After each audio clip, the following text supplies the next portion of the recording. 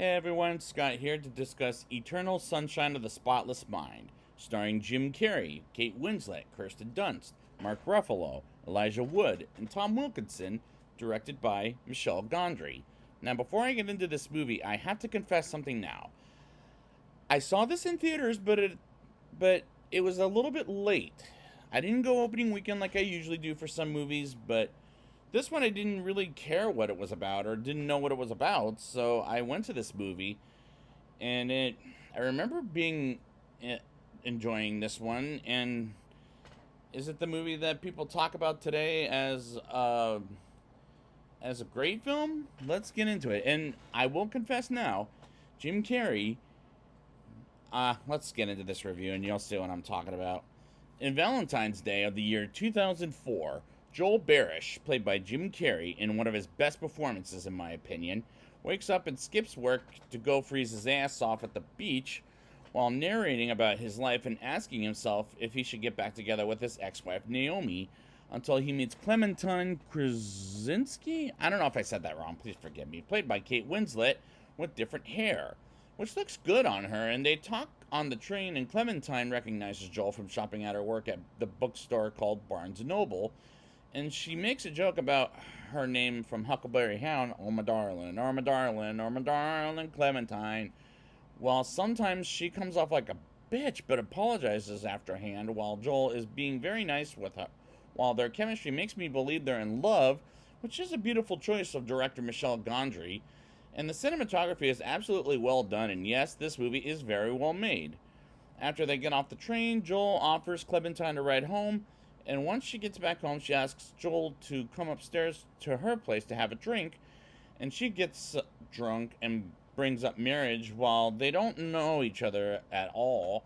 She talks about marriage, which is super creepy, and she gives him her number to call from as he leaves her and calls her once he gets back home.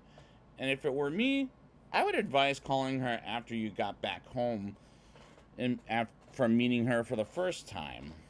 But I'm not an expert on love by any means. And the next night, they go their first date to an iced up park where they look at the stars, which is a great shot, and it's on the poster as well as the box of my 4K Blu-ray.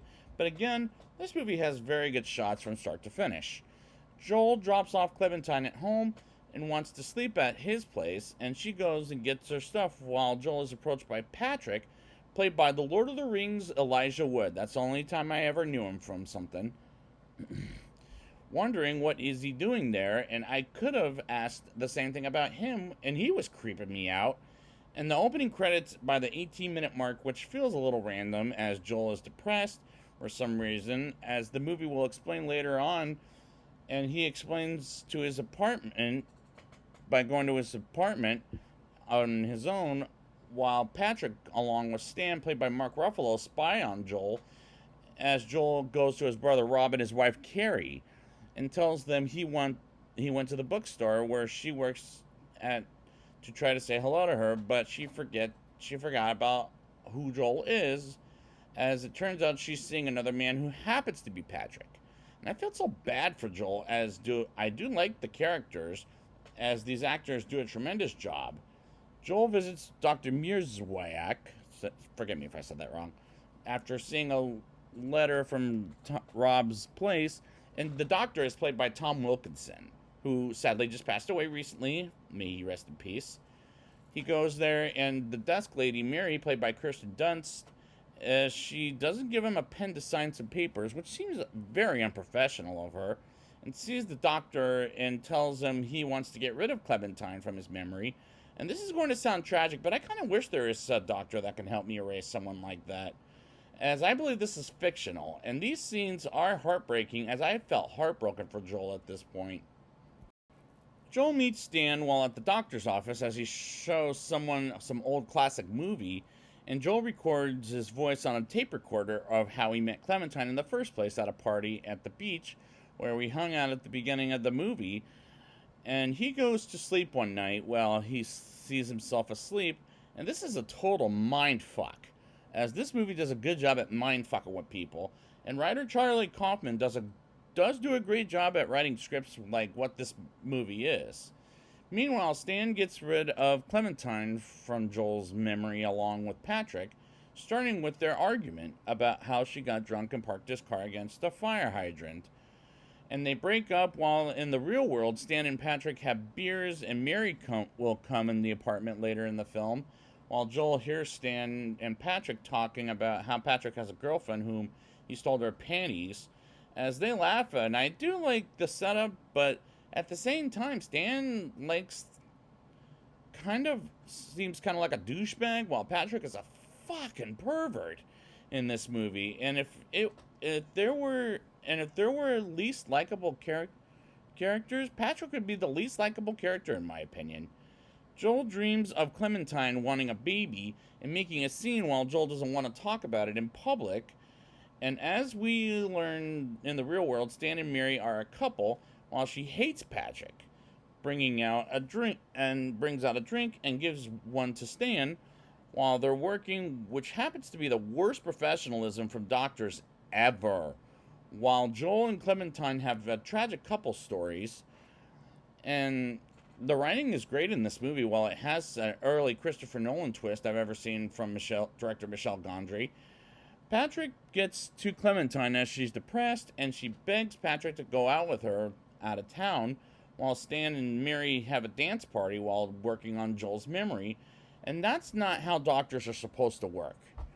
Joel sees Clementine and she disappears and decides he doesn't want to forget about Clementine after all, and tries to call the entire thing off, and they run away from the doctors, and as people disappear left to right while he tries to sue the doctor, and he's led to believe Patrick stole Joel's identity from Clementine, deciding she wants to go back home while being with Patrick, and Joel tries to wake himself up as he doesn't briefly, but unfortunately he can't, well, he does briefly, but unfortunately he can't move.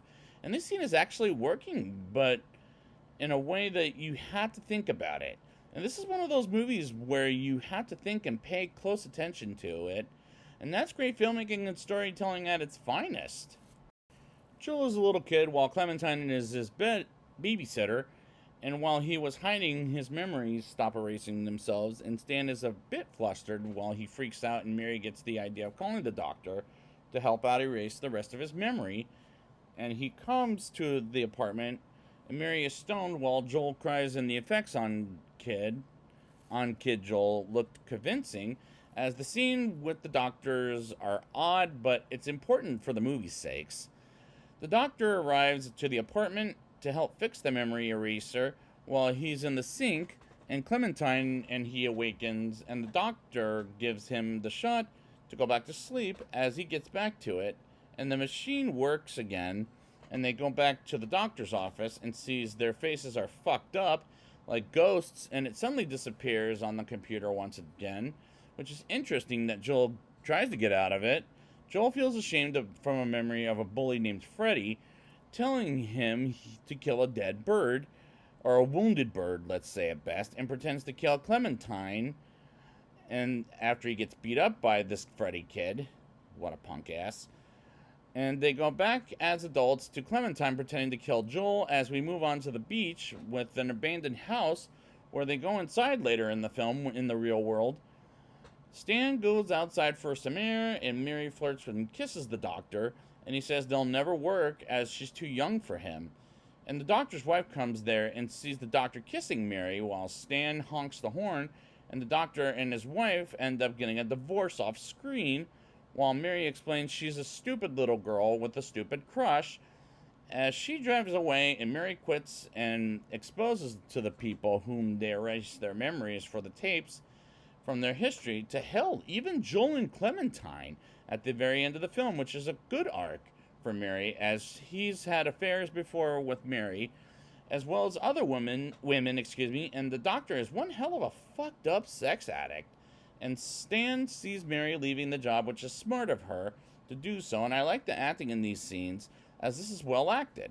We see how Joel met Clementine at a beach party, while with Rob and Carrie, and these are, as this is a well shot scene, back up to the house on the beach scene, which I brought up earlier, as it collapses and sinks, which is a powerfully shot scene, while Joel wakes up in the real world without knowing anyone where's there and relives the day from the beginning of the movie, and he sees Clementine and drives her home.